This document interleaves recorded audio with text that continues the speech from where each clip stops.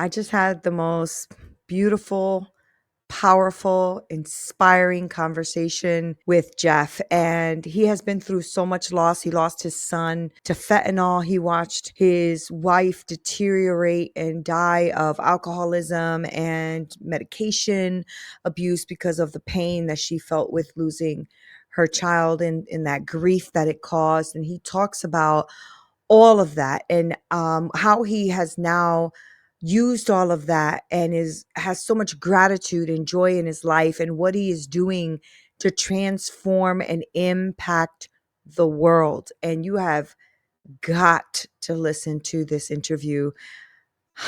It was so good, so inspiring. All right, here we go.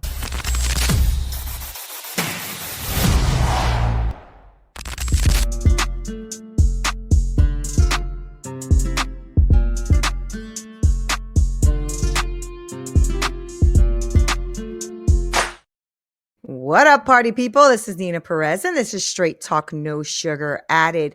You know, I was really looking forward to this conversation today with Jeffrey because we're going to be talking about some really cool things. Now, Jeffrey is somebody who's really inspired me in the last conversation we had, and I just got my hands on his book, so I'm looking forward to cracking that open and taking a dive into that. Now, he took unimaginable tragedy and he turned it into a mission that is saving lives.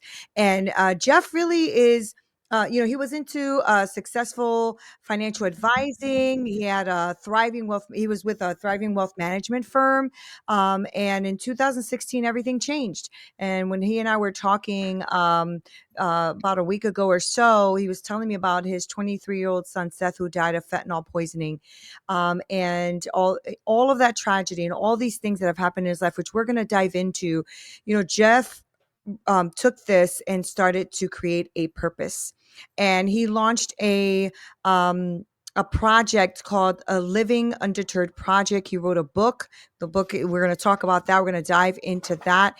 And he just didn't stop there. He doubled down. And today he is really channeling all of that, what could be pain and tragedy and all that into hope for others with Bryton. And I want to talk to you about that, Jeff, because that's pretty powerful what you're doing.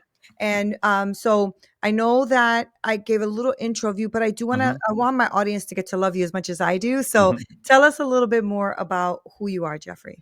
Yeah, I live in Cedar Rapids. Well, first of all, thank you, Neena, for this Absolutely wonderful, wonderful opportunity. I live in the heartland of America, flyover state, Iowa, not Idaho, like not potatoes, corn and beans. My whole life, but I'd say I grew up in the Leave It to Beaver household, 3 brothers, loving mom and dad, great grandparents, just great opportunity, not by any, imagination, a tragic childhood or a tough upbringing. I was pretty coddled, pretty fortunate to be in the environment. That's awesome. As I like to that. say, the birth love that. lottery, and, like life does, you live long enough, things pop up. And in my case, it kind of really started initially unraveling, I like to say, but I think I've reframed that now to be more opportunistic and not like a punishment. But at age 50s, when things really started to shake me, I guess, and detour me from what I thought was the illusion of success, the trappings of chasing something that was trying to fill a void that apparently there was something missing. That now, as I'm older, I can reflect back and I can see some of these things. But yeah, I mean, through tragedy, and I really don't like the word tragedy because that Right. to me, I don't think Right. that identifies my story. But I like to share the story with the simple purpose, and we talked about this, Neena, that being vulnerable. I mean, it's kind of a catchphrase right now. Being vulnerable is like a superpower and stuff. Yeah, in a way, but it can be. I think you can have toxic vulnerability as well, and like toxic positivity, the same thing. And I catch myself sometimes saying, "You're oversharing, Jeff. You say you're not looking for sympathy and pity, but the way you present yourself, it sounds like you are." So now I'm evolving. In my evolution, I'm evolving that as well. But wow. I feel very grateful to be in this opportunity to share what occurred in my life from age 50 to 55 and now up to 59, which I am today, which I am now. And hopefully someone can hear the story, gravitate to the areas of the story that fill them up with hope and love. And then parts of the story they can't relate to, that's okay. I can't relate to your story fully. And I don't think that's the purpose of sharing stories, is trying to get everyone to understand.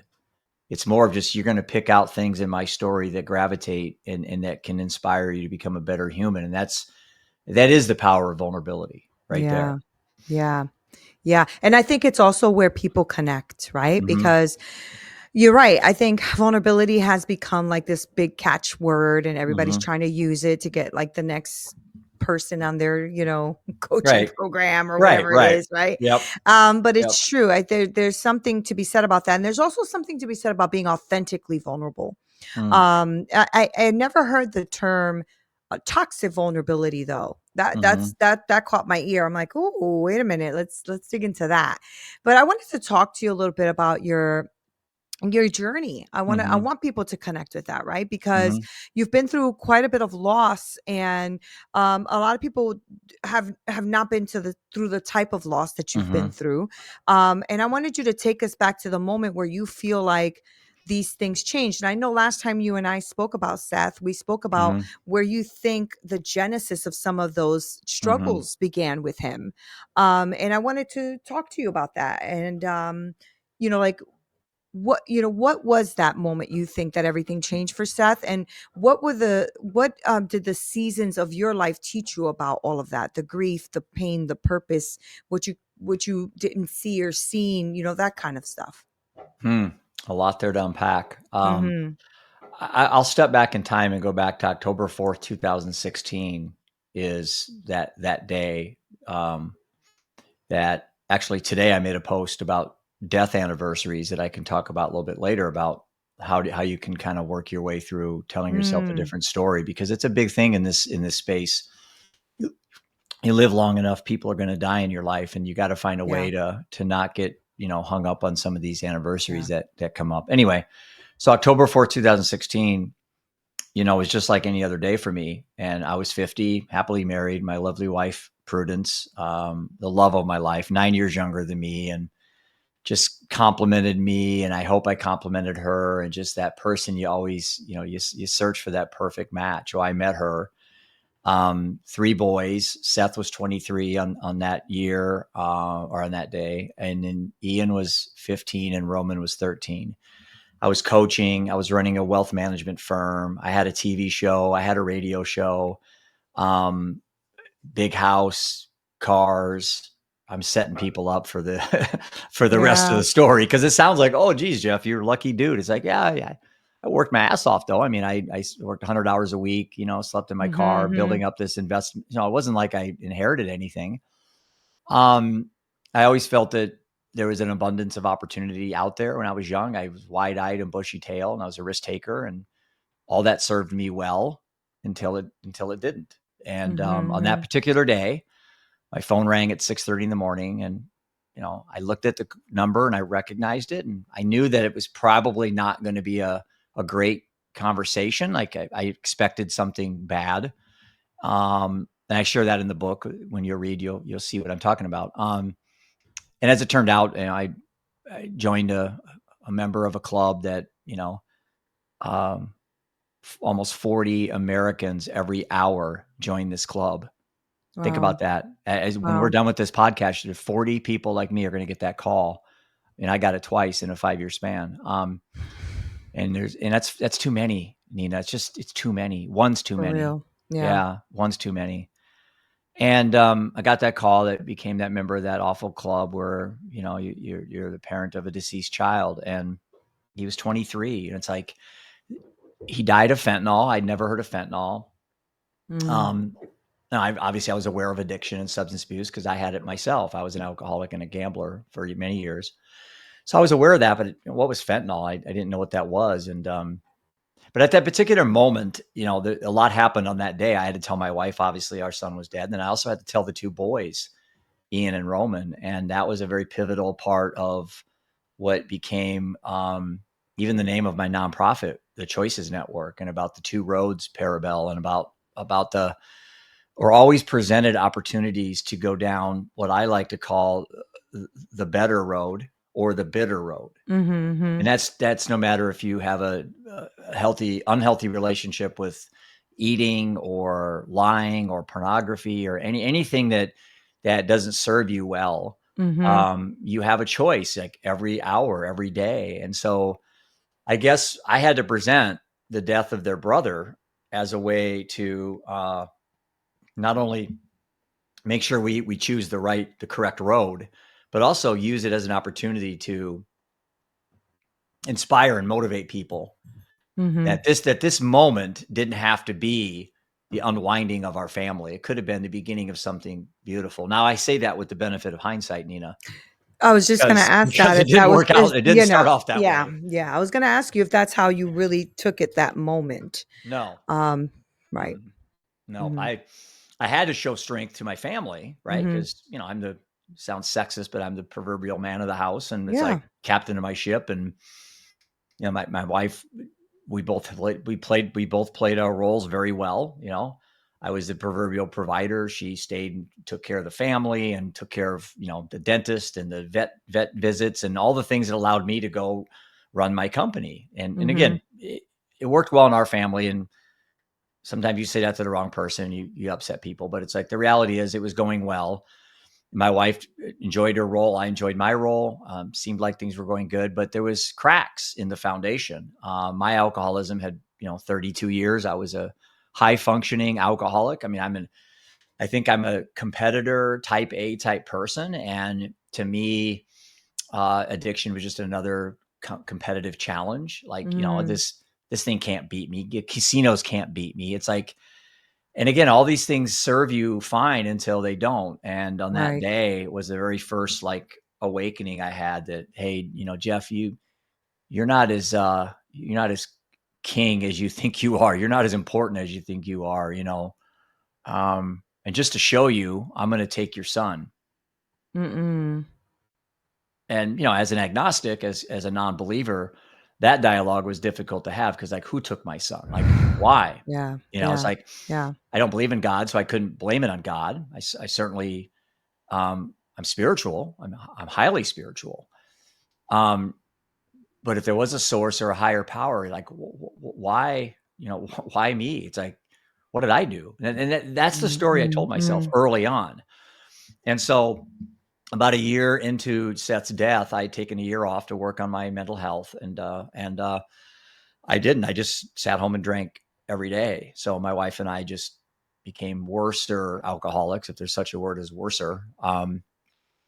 Sometimes drunk twice a day, sometimes three times a day, Mhm. to the Mhm. point where I got up to 190 pounds. And I looked at my wife one time out of the corner of my eye. She's walking by me with a glass of wine, and she was like fragile, like an old lady, just like, and I'm like, oh my God, it's like, she's drinking herself to death right in front of my eyes. Here you go again, Mm. Jeff. What a great man you are. What a great dad. What a great husband. And I'm now I'm feeling like absolute loser. Like I let down my family. And so that day I looked in the mirror, December 24th of 17, and I stopped drinking alcohol, and I haven't had a drop since. And I really, Really? yeah, I really did it to support her, Neena, because I didn't think I had a problem. Right. But Right. Right. Right. when I realized a couple days that I wanted to drink, then I realized I had a problem. Mhm. Mhm. And I kept thinking about Seth, and I kept putting that face of his, that smile on every bottle of alcohol I saw, everywhere I went. And I just developed a very absolute respect towards alcohol, not a fear. I don't have any fear in my heart. Um, but a respect level and even like a reverence towards death. Like you Mhm. can't really have an enjoyable, loving, living relationship if you're so consumed with fear of death. And Right. so I just kind of let death become an ally in my fight to have a good life, but not in a Wow. fearful way, not in a fearful way, because there's nothing really positive out of living a life of fear. You want to live of inspiration. So, but I really thought me quitting alcohol would help my wife, and it didn't. And on June 29th of 21, my lovely wife, that's both of them right there. died of alcoholism, grief, trauma, Oh. depression, prescription pills. I don't even care anymore what people call it. They're not Mhm, here. mhm. They're not here. Right, right. So I lost, death comes into my life again saying, you know what, Jeff, we took your son. We're not done with you. Um, you have a lot to give to society. So I'm going to take your wife now. What the F you going to do about it? Mm, And that's what I told mm. myself. And then my mom died 4 months after that. And, It's such a hard thing to go through. Death is always so hard because it's so personal, right? It feels like a personal attack. yeah. And and also, like how do you and that's one thing, like I think in your case, right, you were controlling everything. You were Mm, controlling your alcoholism, you're controlling your mhm. gambling, you're controlling your businesses, and now you don't have Good any point. control, Good right? point. Yeah, I Yeah. guess yeah, I mean, you're not yeah, that's a very good point. I actually have not, really thought about that too much. You're right. I've been a control freak my whole life, and now, you know, the things I cared about the absolute most, that why I worked all those hours to Right. build this life was for them, to Mhm. share it with them, and now they're gone, and so, I just got thrust into this poetic, beautiful, awe-inspiring journey now that I just tell myself, why not me now? It's like Mm. in some Mm. perverse way, it's like if anyone can not just survive but thrive, why not me? Mhm. Here's another competition. I'm up Mhm. against death, Mhm. but not Mhm. in a way where there's a winner, because obviously I know who's going to win. I mean, I'm not going to win that fight, Right, right, right. but I None certainly of can. none of us are. So No, and yeah, I right. certainly can kick that can. So I lost all this weight, got into exercise, eat very healthy. I my only vice I really have, I think, is smoking cigars. Mhm. I don't have many left. Um, my wife's been gone coming up on 4 years, and I haven't even been on a date, Nina. It's like I want to fall in love with this guy. I Yeah, yeah, need yeah.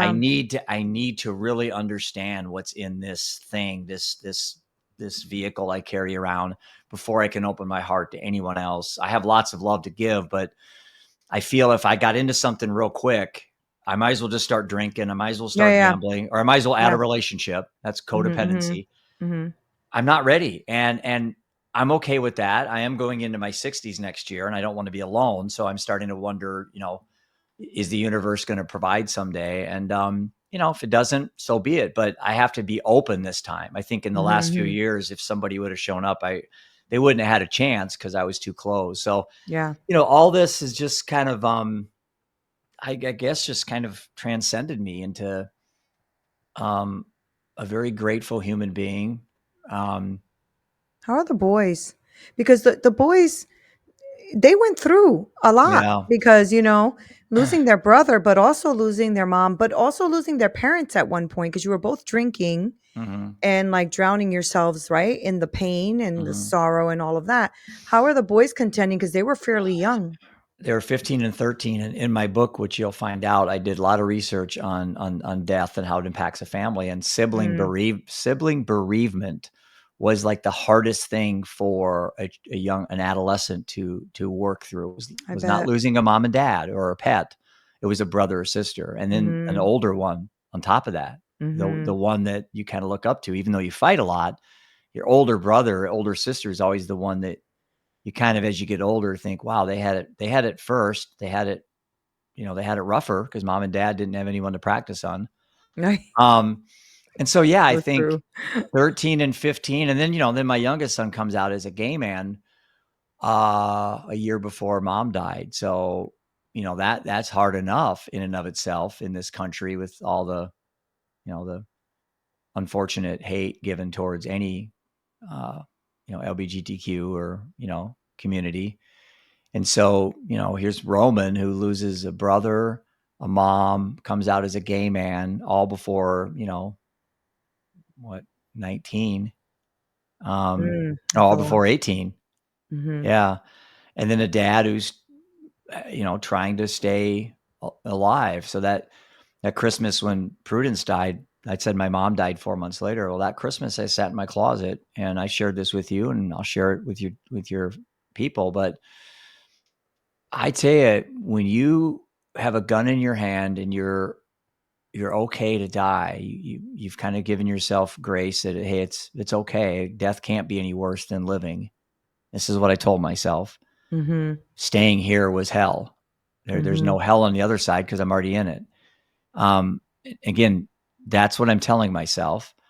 Obviously, I didn't pull that trigger, but there's such a powerful lesson in getting that close, getting that and accepting it,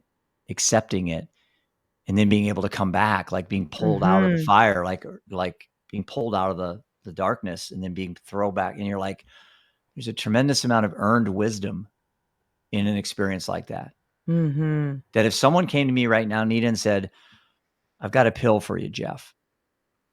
I can't bring back Seth and Prudence, but the moment they died, every moment of anguish, pain, torture, doubt, suffering, I can erase that from your memory. Would you take this pill? I'd say no. Mm-hmm. No. Yeah. If you're not Yeah. bringing them back, I want to take everything that came with it because it made Mm-hmm. me a better human being. Right. Right. And that's a fact. And I think anyone listening that's been through that journey, I don't want the cause of it, but it it's like I think I talked to you the other day. It's like, the worst the worst cry you've ever had, or the hardest gym experience when you're in the gym and you don't want to go and you keep going one extra set or one extra mile. When have you ever felt worse? Yeah. Yeah. Yeah. It's like Yeah. it's not possible. It's not possible to cry the worst cry, the hardest cry ever. It's simply not possible when you're done to feel worse. Yeah. Yeah. I don't know how it can be, because the purpose of crying is to get all that out of you. Right. Right. Right. That's why, if there is a creator, that's why he gave us the ability to cry, was to like Mm-hmm. restart the engine, like reboot, like recalibrate. That's what crying is. Right. It's a So release. yeah, it is. It is. And so, Mm-hmm. and for some people it's going to church, some people it's reading or doing a podcast or whatever. And my job, I guess, or my obligation isn't to tell you what works for me, but more to just give you more arrows in the quiver, more ability to say, hey, Jeff meditates, I'm going to try it. Or Jeff doesn't drink, I'm going to try it. Or, and I think that's the journey of the storytelling that's going on with your Yeah. podcast and what I do. We both are very similar initiatives, because what is a podcast, Neena? It's just, Right. it's It's to each sharing. other's. Yeah. Exactly. And Exactly. it's trying to help, not help, but trying to support what you're doing. I'm the guest, so the attention's on me today. But when I resurrect my podcast, I'd love to get you on and hear the I why love that. behind, to hear the why behind Straight Talk and what got you into podcasting and what you benefit from it. It's like, that's the most value I get from anything I listen to, is just a really good conversation. Like Mm-hmm. I try to think of, if somebody stumbled across the water cooler, and for young people, they don't know what a water cooler is, but, and all of a sudden Neena and Jeff are talking in some room and you're like, okay, I'm going to listen around the corner. It's like, wow, Mm-hmm. that's the conversations I like to Yeah. have. Me too. Right. Me too. Yeah. Yeah. That's What, what I like. what? Okay. You're in that closet. You have the gun. Yeah. I've tried to commit suicide when I was younger, so I Yeah. get that moment. Yeah. I want to know what the moment was for you. What got you out of the closet? Hmm. What got you out of the closet? Well, since this is a Straight Talk podcast, you want me to be honest? Yes. My expensive suits are hanging up behind me on the wall. Mm-hmm. That's petty. I didn't want to damage the suits, and I didn't want my boys to have to clean up anything. That Mm-hmm. was my thought, is Mm-hmm. I want to just go out in the woods or something where I don't leave a It's mess. so interesting. Yeah. It's so interesting because I Something feel as like dumb as yeah. expensive suits kept me And alive. it's not even yeah, and that's the thing. It's not even dumb. It's something that you valued, right? Yeah. Because you valued it enough. It's so see, I believe I in have to God, laugh right? about it So now, because yeah, it is yeah, actually, in hindsight now, it worked.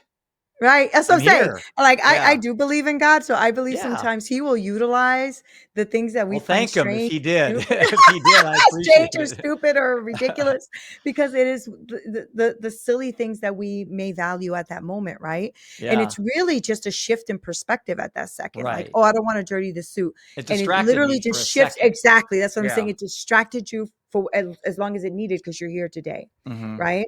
So Mhm. tell me now about this beautiful journey because I cannot wait to dig into this book. I already have it Mhm. next to my bed. It's already going to be cracked open. So I'm just, I want to know what was the transition, right? Because right now you are helping a lot of people. Yeah. So, and I know that it's a long journey, but I would Mhm. love to know what is that? Like you got out of the closet, Yeah. Jeff. Now what? Yeah. What Great. happened there?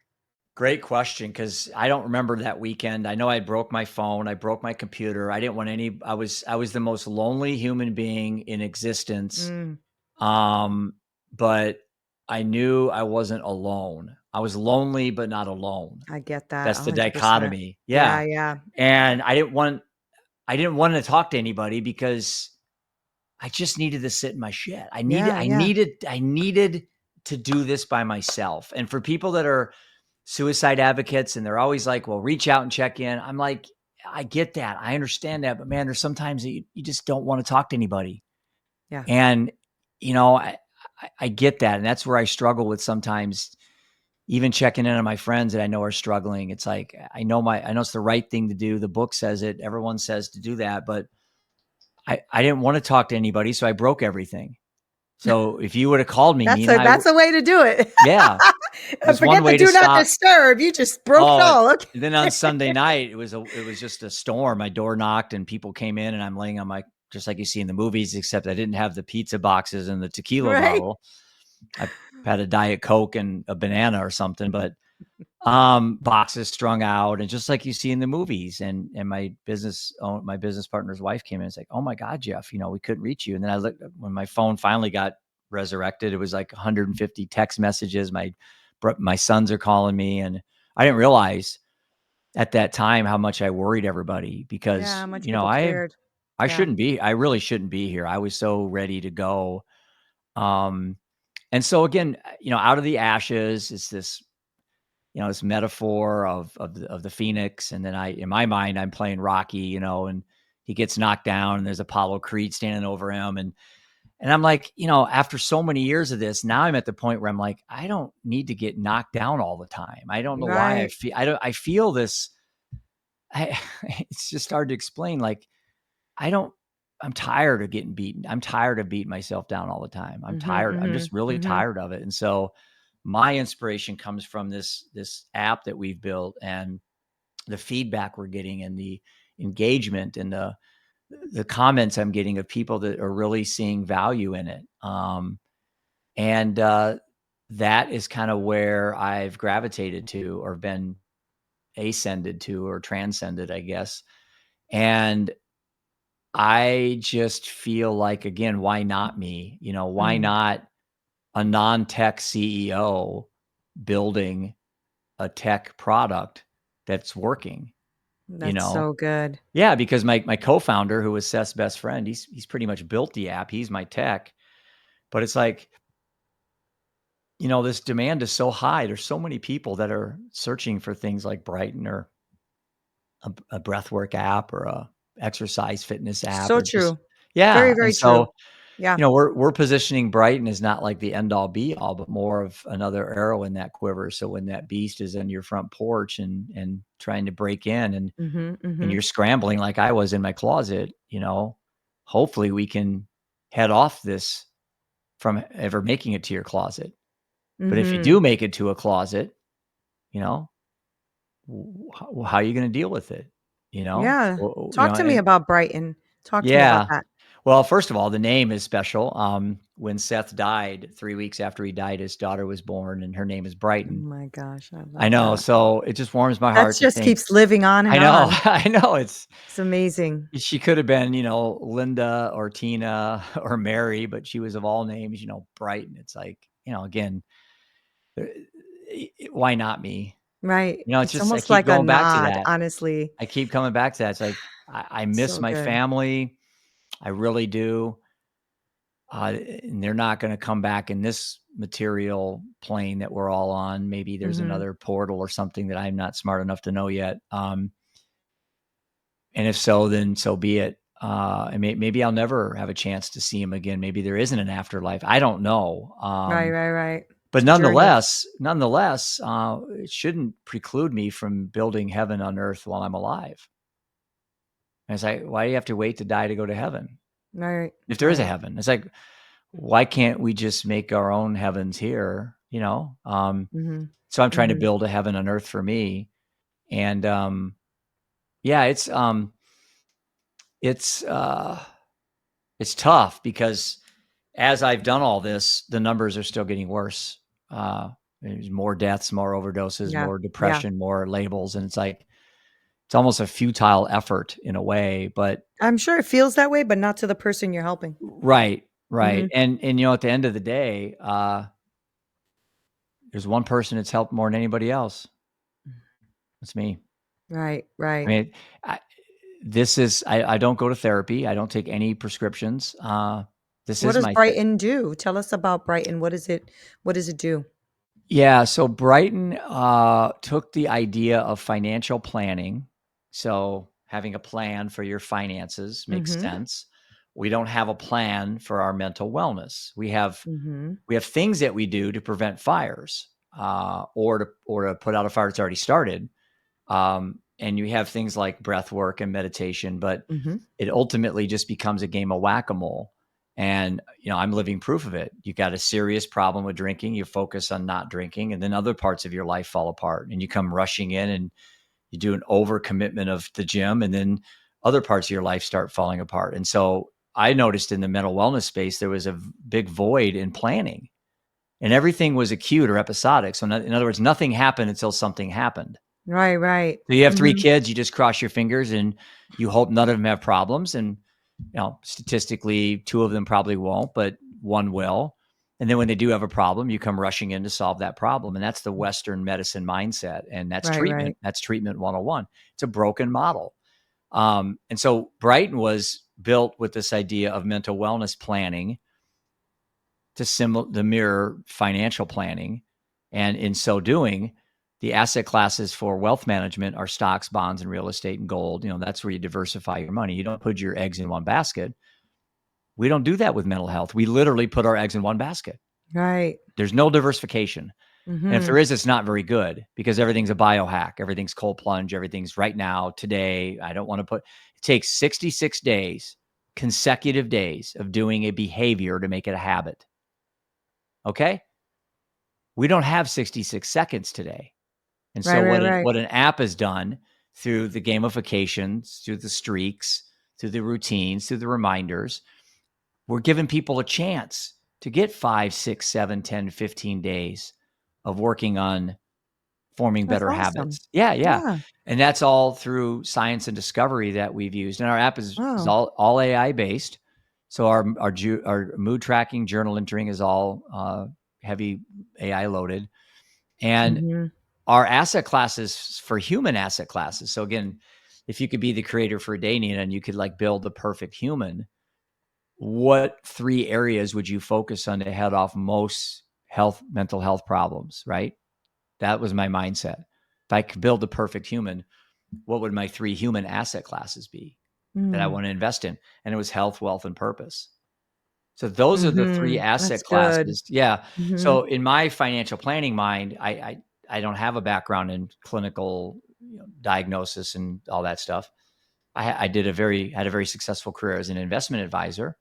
So what could I use in my journey there to transfer over to mental wellness? And for me, it was Yeah. planning. It was planning and it was diversification, which fortunately for the app, there was a big market for that because nobody was doing it. There's not an app on Right. the planet that's got health, wealth, and purpose as the only 3 tenets of optimal mental Mhm, wellness. mhm, mhm. Right.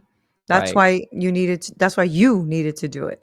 Yeah. Right? Why Yeah, not me? because Yeah. why not you? Exactly, and also the fact that, you can utilize all of your skills and expertise and wisdom and all the things that you already had in your back pocket, if you will, Mhm. to then kind of correlate that with the tragedy and the stuff that you've gone through to create something for that next person and the next generation.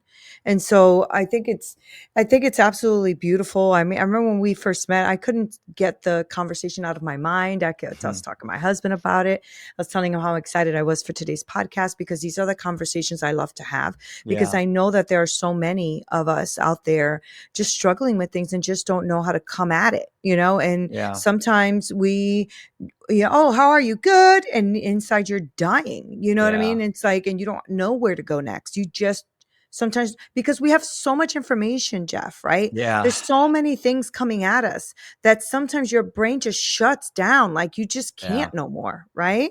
I I love that you're doing this. Yeah, I it got me thinking about you talk about like information overload, and I kind of throw that up there with all these quick hacks and stuff. It's like if you go back to your own life and if you want to try to improve your life, I think you just have to understand that you got to put the work in. Yeah. You've got to put the work in. And Yes.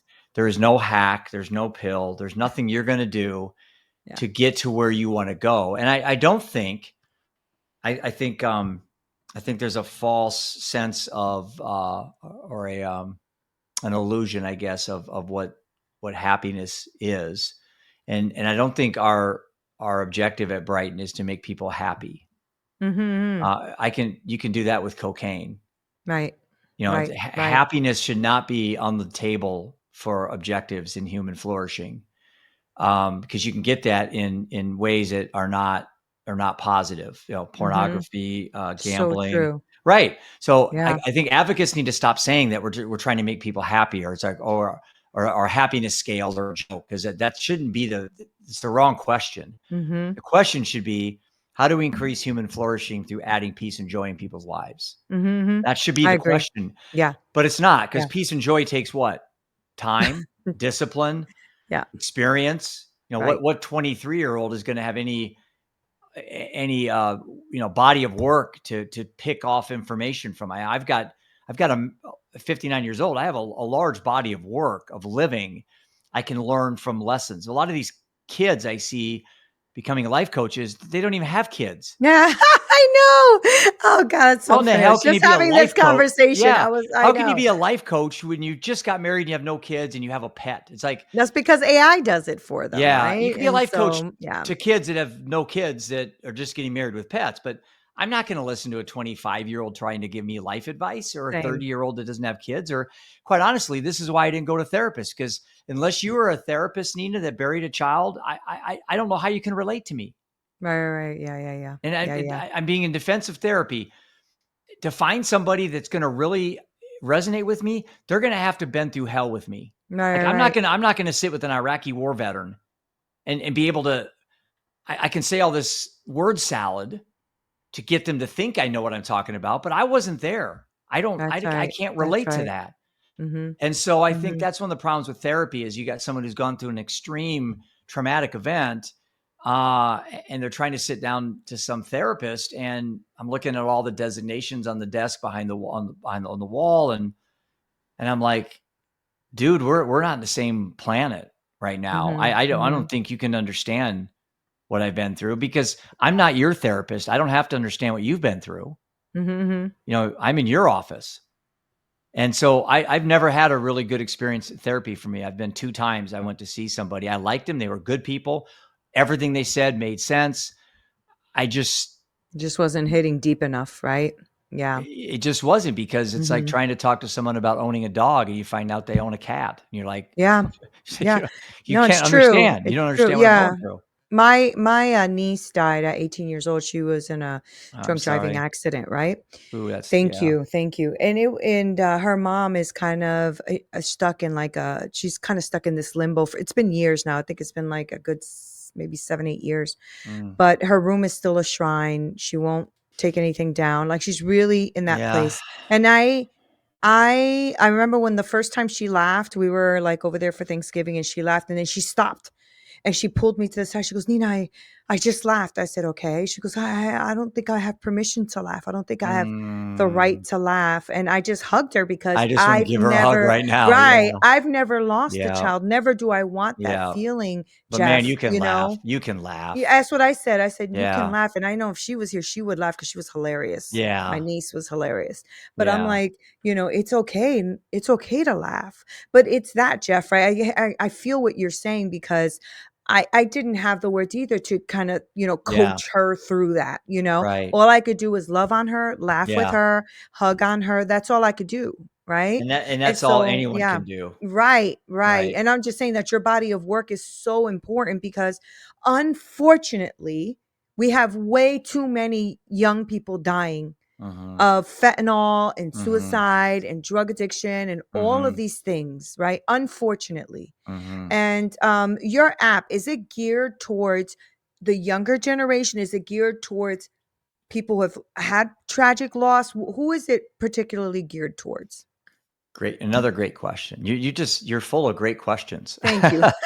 Uh, um, initially, Gen Z was our market. Mm, Um, but we started running into really barriers at schools, at colleges and high schools. It just for many, many reasons. And for us to get to where we want to go to sustain a business, to be around, what good is all this if I close the app down? right. We made a pivot into what I call the employee benefit space. Okay. And right now, as it speaks, I think our marketing material and everything is still geared towards Gen Z. So I would say realistically, like 16 to 26 is kind of the sweet spot. But the Mm, numbers that are coming in because of the businesses we're starting to work with, I think right now we have more adults on the app than we do their kids. mhm. And I'm okay with that. It's like, I know in my family, when Seth struggled, we all struggled. Yeah. There could have been something to help me, but the two brothers struggled. My wife struggled. I mean, Mhm, everybody mhm. struggled. And so the collateral damage in a family impacts everyone. And so we have a family plan where if mom were to buy the app for their 17-year-old, up to 6 family members can get the app Oh, as wow. well for free. So I was a big believer when we were developing this that we need to bring in the whole family and you don't have to have death and destruction like I did.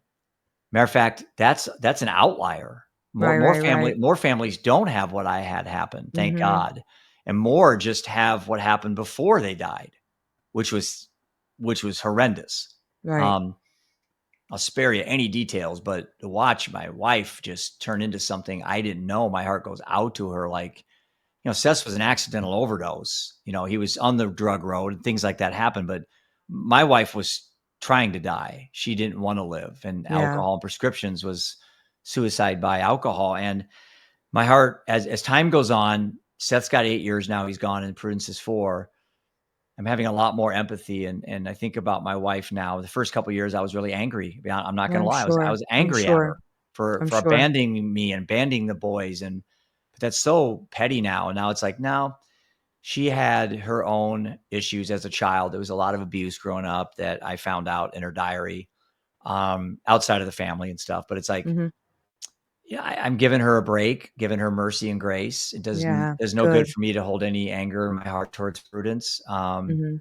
I think about her every day. Mother's Day came up and her 4-year death anniversary is coming up. And I talked about in cosmic time. So anybody listening right now, I think as we wrap this up, this would be a really good Yeah. nugget to hang on to. You live long enough, you're going to have death anniversaries. It could be grandma, it could be a pet, it could be a daughter, it could be whatever. Um, that's like a guarantee that when Yeah. you're born, it's part of the deal. 100% Yeah, guarantee. part of the Yeah. deal. And someday I'll Yeah. be a death anniversary. Just hopefully not today. Same. But the reality with death anniversaries, and from a cosmic term or from a universal angle, it's just another day. I mean, time is a human construct. I mean, the 24-hour idea, a year, a month, these are all things that we invented. The universe just does what it does, and then we Yeah. We put need these labels order. on it. We try to get order. Yeah. And Yeah. so Mm. I've treated now these just are days. And so today's a death anniversary. Tomorrow's a death anniversary. The next day's when Prudence's death date comes up, June 29th, I'm not going to Mhm. make any special posts on LinkedIn. I'm not going to. Matter of fact, I don't put posts of them anymore. I just don't. I think it's too manipulative for me Mm, to put a post of my son, and then all of a sudden I get 200 comments, and they're all, "Oh, I'm so sorry," and but and it's like yeah, I can make yeah. a post. I can make a post to inspire people without putting them on the and it's like I think I talked a little bit about some of my experience with psychedelics lately and how I had this real liberating my last experience in Panama. I just didn't feel like I have to carry them on my shoulders anymore. Oh man, that's good. And I don't love them any less, Right. No, but I get that. I'm not living their life anymore through me. Yeah. I've got one chance here. I've got years ahead of me to be focused on my fun, my pleasure, my enjoyment, my laughing, my crying, my new relationships. And they had their chance. They're not here. I Mhm. am. There's Mhm. no shame in for me being a little bit selfish versus always being selfless all the time. Right, right, right. It's taken me years though, Neena, to give myself permission to have joy because Yeah. I was like your niece, I I couldn't accept it, you Yeah. know, and screw it. I don't have time anymore to sit around feeling sorry for myself, and I love them more than I've ever loved them in my entire lifetime. But I don't need to carry that burden that everything I do has to be. I'm even considering taking their pictures down. I haven't. Today's not the day. Universe isn't having me do it today, but it's like there'll be a day where I won't have their pictures behind me anymore. Because Mhm, I mhm. feel like they're always hovering around me. Mhm, mhm. They're in my heart. I don't need them on my shoulders. That's so good. And the reason I say that's so good because there's a freedom in that, Oh, Jeff. so My liberating. God, I there's so cried and freedom cried. in that. I cried and Yeah. cried and cried, and I kissed the earth, and again, a secular human, I'm looking up to the sky more of just Yeah. because I think that's what you do. I wasn't praying to any God or anything, but I'm like, I think we all have God inside of us. Mm. I'm a God, you're a God, Seth's a God, Brighton's a God. It's like we have little nuggets of stardust in us. And that is true. And it's like I think we have everything inside of us. Mhm. I don't think we need to look outside of us for anything anymore. I like spiritual connection. I love nature and all that. That gives me a sense of awe and well-being. But Mhm. my inner fire comes from this ember in my gut that almost extinguished in that closet, almost extinguished. And then something happened in me and it just lit up in this inferno. And now I it's just a love that. raging fire. And it's going to go down again. I know. And I got to keep feeding that fire, but in a way Yeah. that's constructive and positive and not full of fear, like, oh, I'm going to run out of money or oh, the app's going to fail. Constantly That's all. evolving, Yeah. That's all constantly. fear based. Yeah. Mhm. Mhm. I have no anger in my heart. I get irritated sometimes when someone cuts me off, but I think to myself, maybe they're going to the funeral home to identify their child. Mm. Mm. You know, Wow. maybe they Yeah. just got divorce papers. Maybe Yeah. they just got a stage 4 cancer diagnosis. I don't Yeah. know. And all of that can be true. All of 'Cause that can be true. the day that I Yeah. found Yeah. out they died, I was a wreck. I'm sure I Yeah. ran home and cut people off. Yeah. It's like, we just need to chill a little bit and give our fellow humans more breaks, more Yeah. grace, more compassion, Yeah. More empathy, more and love. Yeah. that Yeah. just permeates throughout the universe. Yeah. I couldn't agree with that more. I'm right now in this very fortunate position that I teach underserved communities, right? How Mm, to in the culinary field so that they can get jobs in the culinary field that's great. in restaurants or whatever. And what you're saying is touching me in a really deep place because I was talking to them recently and they know I'm Christian. Mhm. they're like, "You're a Christian, aren't you?" I'm like, "Yeah, I am." And they're Hmm. like, "Okay." And a lot of them are trans and Yeah. LGBTQ and all that. Yep. And one of the people who are trans comes to me and say, "Can I say something?" And I was like, "Absolutely." Well, I have never felt more safe to be myself than right now. And your heart just felt so good. My Yeah, heart exploded I know. because I'm a Christian, right? So some Yeah. people just have this really biased look that Christians are all out here, hating on people and all that kind of stuff. And that's not true. No. Not if you're truly a Christian, because we Right. really do love God and we want to love others. Yeah. And for them to feel that safeness around me and to Yeah. just be them was so powerful. So what you're saying is true. Let's give each other a break. Let's love Right. on each other a little bit. Let that person cut you off. Maybe even give them something while they're cutting you off. Like, Yeah. here's a gift, here's some, goodwills to you, whatever's happening, like something. I'll share a quick story with you, and I know we're kind of running out of time, maybe, but Yes, yes. I um, knew this was going to happen with so us. I so knew it. my son Ian and I, like a month ago, we were going to have lunch with his wife, my daughter-in-law, just the three of us. And as Mhm. we're pulling into the lot, I see this lady in her car with the handicap sticker, and she's very confused. Like she's probably in her 80s or 70s, but she looked very like deer in the headlights. And she pulls up and she has a map out that she'd printed off her computer, so she didn't even have like a map on her phone. And Wow. she was driving and she's like, "Do you know where this is?" And my son looks on his phone and he said, "Yeah, it's up there. It's like around the corner here, and it's in a strip mall area." And we're late for lunch reservations. There's another group of people waiting for us in there. And I just at the moment said, "My son and I will take you over there." I said, "Just Mhm. follow us." So I got in the car and the lady followed us, and I got out of the car and parked her in a handicap spot. She never would have found it on her own. And we're driving back with the Mhm. car. I said, "That could have been mom, Ian. That's somebody's mom. That's somebody's Yeah, yeah. grandma." I said, "And you I'm know the what? We're same way. 5 minutes late for lunch. Yeah, But if everybody did that on yeah, one day, just take that cart back to the parking lot. Just yeah, help somebody in the aisle when they can't reach something, or in the yeah, airport, or just like if we all did that, yeah, it's free, it's in abundance, and it's right, but we don't. We just don't do it because time is so valuable, and I gonna be late to lunch." I'm like, yeah. I gotta hurry "Yeah, but up. we made a Gotta difference make in the that life." money. Yeah, Yeah, we made a yeah. difference in that, and it was like, to me, and it's the first time I've ever shared that because I'm not trying to share it to get anything out of it, but it's No, like, it's good to share though, well, because people, yeah, I think and my that's something son we need saw to that, do. and now he felt good, and I said, "How do you feel right now?" And he goes, "I feel really good, Dad." And I go, "Yeah." Yeah, I I go, love "That's that. what it's about." Ah, I love that so It's much. Yeah, but there's so many stories like that out there that Yeah, I think we're onto something. yeah, I think humans can do amazing things, and we haven't tapped yeah. our potential at all.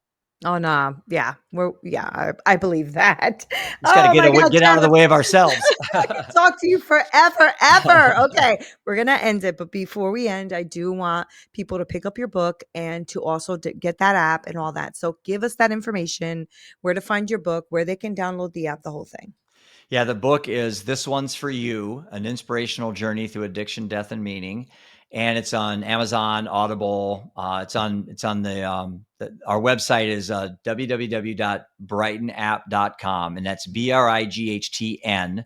I took the O out of her spelling. So brytonapp.com. And then on the App Store, Android or Apple, it's Bryton Wellness. Okay, And you can do a 7 or 14 day free trial. And after that, it's less than 20 cents a day. So it's not, I love that. yeah, Love it. we made it so it's an investment, not an expense, basically.